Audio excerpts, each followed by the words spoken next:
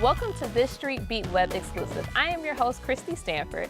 June 19th is World Sickle Cell Awareness Day. While 2.5 million Americans have the genetic trait for the disease, only 70,000 people in the United States have sickle cell. Joining us today to talk about the disease is Amir Jacobson, Street Beat host and member for the Sickle Cell Disease Association of America, the Michigan chapter, and Dr. Wanda Witten-Sherney, CEO and medical director of the association. Welcome to the show. Thank you. So is that true about the fact about 70,000 people, or is there more than that? Well, you know, the estimate is that there are about 100,000 people living in this country. Really? But we think that that even is a low estimate. And we're in the process now, the National Sickle Cell Disease Association of America has a patient-powered registry. So we can actually count the number of people, and we think it's going to be more than 100,000. Right here in the state of Michigan, there's probably 3,500. Okay.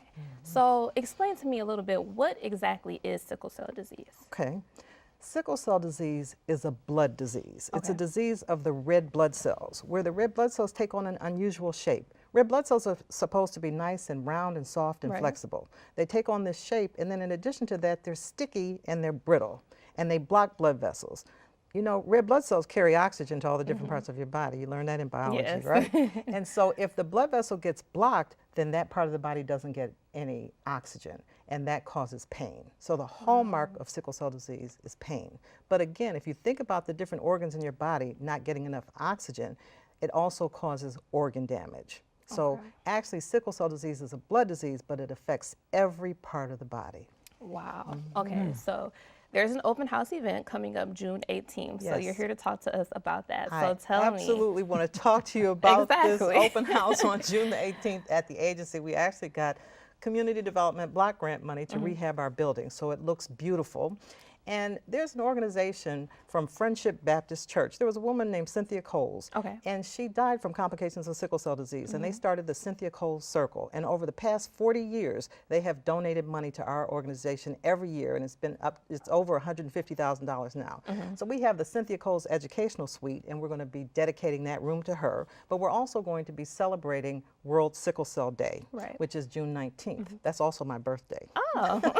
So it's going to be a party, right? Party, okay, but so on June 18th is going to be the kickoff of our High Five for Sickle Cell campaign. So this is my brainchild, right? Okay, so what you're doing is you're holding up a $5 bill high five for sickle cell.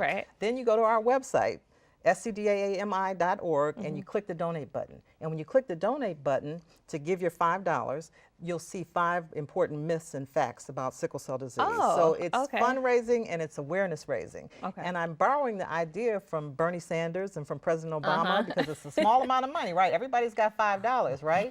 So if a bunch of people give a small amount of money, then that works. Now, mind you, it's any denomination of 5. So it could be $5, it could be $55, it could be $500, it could be $5 million. Okay, we'll take whatever, but we definitely will take that $5. That's a great campaign. Put 5 in there. High five, give 5. High five. There you go. Now, Amir, what got you involved in the Sickle Cell Disease Association? I had a very dear friend, Judge Charles Farmer. In fact, my parents and them were friends, his kids and we were friends. And he asked me one day many years ago if I would be willing to join the board, and I was really happy to do so. He had a family member, has a family member who had sickle cell. I had several friends who had sickle cell. I understood what it was, and I always admired and respected Judge Farmer, and so he introduced me. In fact, he and Wanda's father, Dr. Charles Witten, and I went to lunch, and that's when I got involved, and that was, I don't know, 15, 20 years ago. I know people, I see what it does, and as with anything else, it's awareness. People don't know. If you just understand, you can be involved. It's not a black disease. I mean, it's primarily maybe, but other people can get it as well. The more you know, the more you can help. And I think it's this Wanda does a wonderful job in terms of getting people involved, getting the message out, all kinds of activities involving all kinds of people. Just, you know, keep it right there, keep it up front. And hopefully that'll be able to continue and we can do something about it. Okay. Now, I understand that there are some myths about sickle cell disease, how you can get it, and like you said, the primary people that get sickle cell. Right. So what are some of the myths about the sickle cell disease? I'd like to tell you the myths and back it up with the facts. Go right ahead. All right. So, you know, the most concerning myth to patients living with sickle cell disease is that frequently when they go to the emergency room in excruciating pain, requesting narcotics, they're viewed as drug addicts. And the fact is that the hallmark of sickle cell disease is excruciating pain, okay? Another myth is that people die by the time they're 21. So there's a myth about the lifespan. I had a patient in my clinic that was waiting for her 21st birthday to die because she thought that she wasn't going to live past 21. And in fact, the vast majority of people with sickle cell disease live well into adulthood, okay? Another myth is this idea that sickle cell trait is a mild form of sickle cell disease. And some people even say sickle cell trace. You know, I have a trace of it, okay? No, it's not a trace of it, it's a trait. And the trait is actually the carrier status, okay? So if you have sickle cell trait, you've gotten one sickle cell gene from one parent. If you have sickle cell disease, you've gotten two sickle cell genes, one from each parent. Sickle cell trait is not a disease. It doesn't make you sick, okay? I have people tell me, oh, my sickle cell trait is acting up, okay? Well, your sickle cell trait is acting up when you have a baby with sickle cell disease. And that's where the information is so important.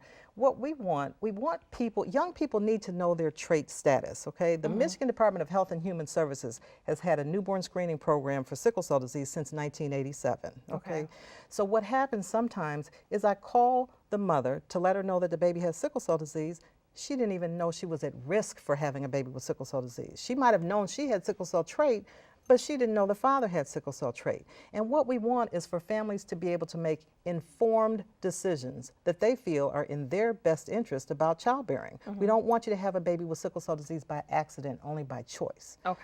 Now, if both parents have sickle cell trait, there's a 1 out of 4 chance that they could have a baby with sickle cell disease. Wow. Okay. Now, where can people find more information about the event that's going on June 18th? You can visit our website at scdaami.org. Thank you, ladies, so much for joining me today.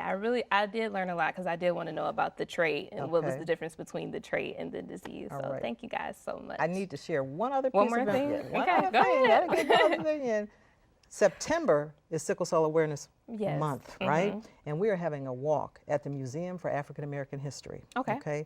So what we're going to do is we're going to have hats and sunglasses, but everybody's going to wear red.